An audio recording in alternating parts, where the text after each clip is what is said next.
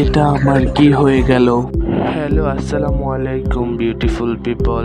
আপনারা সবাই কেমন আছেন? আমিও আল্লাহর রহমতে ভালোই আছি, কিন্তু আমার একটু বেশি কাশি আর কি।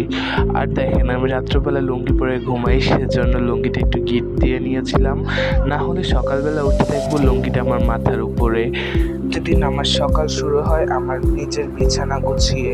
বিছানাটাকে একটু গুছিয়ে প্রতিদিন আমার বিছানা গোছানোর পর কাজটা হয় আমার দাঁতকে একটু ঘষা মাজা করা।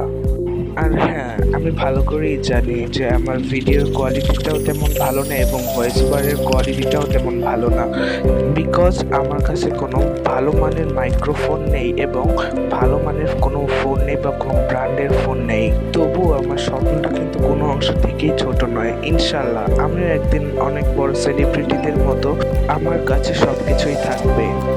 সো মেন কথা হচ্ছে, কন্টেন্ট ক্রিয়েশনের মধ্যে কোনো ভালো মানের ফোন বা ভালো মানের মাইক্রোফোনের প্রয়োজন হয় না, প্রয়োজন হয় ভালো মনের ইচ্ছা শক্তি।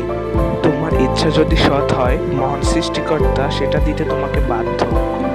তবে তোমার প্রত্যেকটি কাজের শুরুতে মহান সৃষ্টিকর্তাকে মনে করতে বা স্মরণ করতে হবে।